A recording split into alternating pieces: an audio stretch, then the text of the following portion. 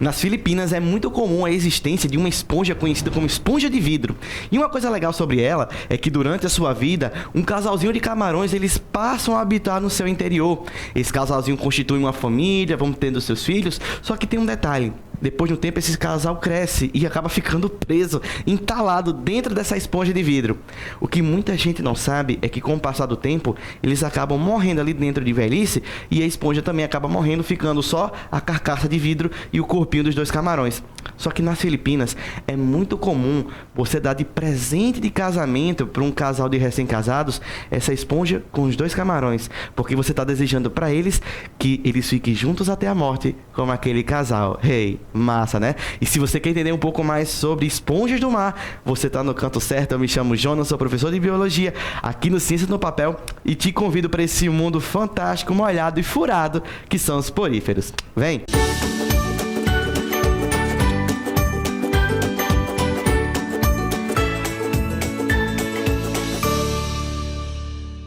Salve, salve, meu querido forofofinho, minha forofofinha, seja bem-vindo a mais outra aula aqui do Ciência do Papel com seu querido professor Jonas. Olha só, a gente já viu lá na primeira parte uma introdução sobre as características gerais desses animais e eu super recomendo para você vir para essa, dá uma olhadinha lá, dá uma conferida, porque alguns conceitos que a gente aprendeu lá vão ser necessários nessa aula daqui.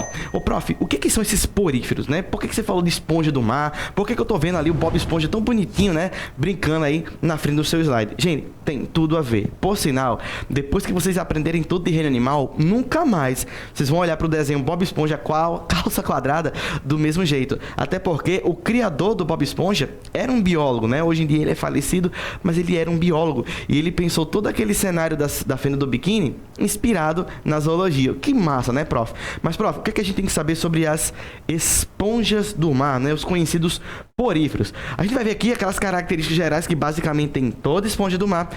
E a primeira dela é que eles são os primeiros animais multicelulares.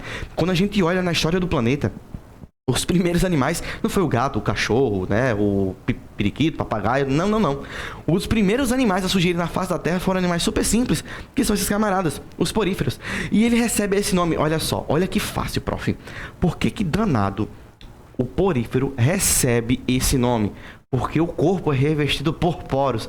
Meu Deus do céu. Você está gastando um tempinho precioso para aprender apenas que o cara é porífero porque eu tenho um corpo revestido por poros. E é verdade. Se você der uma olhadinha aí no nosso slide, você vai perceber que o corpo dele é todo perfurado. Isso, lógico, tem uma mega importância.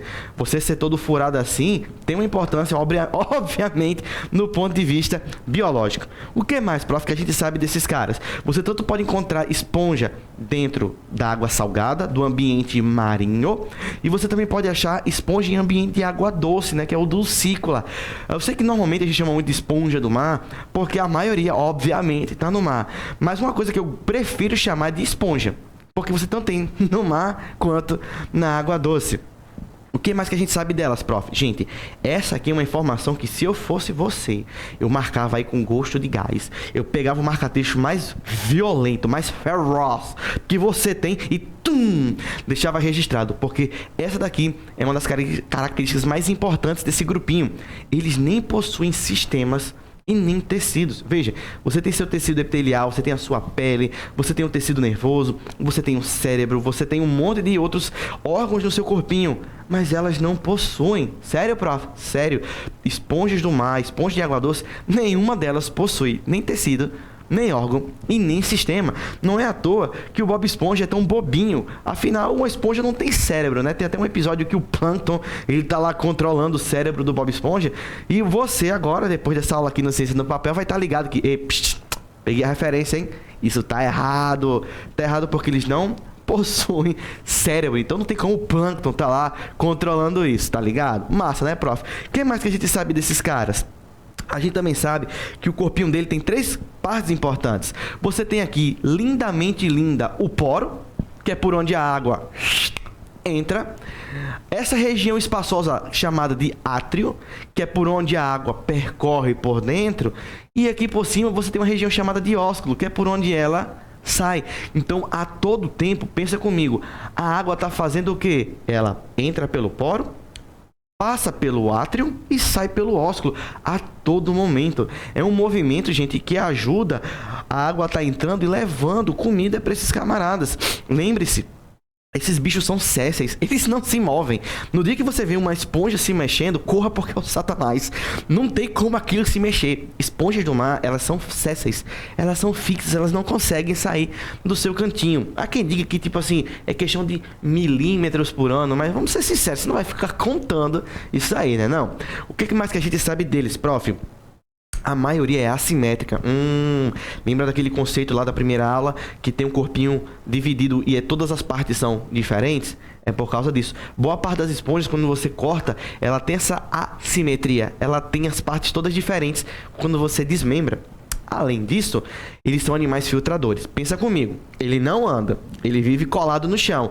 Como é que danado esse bicho faz para se alimentar? É simples, pô. Lembra que ele tem um corpo revestido por poros? A água entra por aquele poro e, consequentemente, ela também traz comida junto. Essa comidinha vem com a água, a esponja consegue digerir e, ao mesmo tempo, liberar as suas excretas, né? A parte que não aproveita por aquela mesma água. Então, enquanto a água está passando por dentro dela, a todo momento ela está levando comida e limpando a esponja. Leva comida e limpa a esponja. Prof, que top! Pois é. Só que é importante você, meu querido forofofinho, entender que esses camaradas, eles têm partes no corpo, eles têm estruturas. Prof, o que é isso? É o que compõe o corpo da esponja. Basicamente, para nós, só vai importar 3 coisinhas. Quais são, prof? Eu quero que você entenda o que é um coanócito, que é, de longe, a célula mais importante de uma esponja. Esse danadinho, ele parece uma moça com vestido. Então, se vocês puderem dar uma olhada, olha que bonitinho. Eu tenho aqui o meu coanócito forofofinho, bem bonitinho. E você consegue perceber que ele tem um flagelo bem aqui na ponta. Boys, esse flagelinho ele vai se mexendo bastante e no que ele vai vibrando, ele faz com que a água passe por dentro da esponja. E dessa forma, ela passando por dentro da esponja, ajuda a passar também a comida. E ele também ajuda a capturar essa comida. Então, a gente diz que o coanócito, ele tanto ajuda na digestão, quanto na filtração dessa água. Do outro lado, a gente vai ter aqui, olha aqui ele se mexendo, olha que bonitinho, ó. Ele vai batendo com esse cílio e vai fazendo com que a água se mexa. Do outro lado, a gente tem os porócitos, que são esses camaradas aqui do lado. Cara, olha o nome dele, porócito. Ou seja, cito vem de célula e poro é poro. Então, lembra daqueles poros bonitos que a gente viu na esponja? Quem ajuda a formar os poros são os porócitos. Massa, né, prof? O que mais? E aqui, uma das células mais incríveis que ela tem.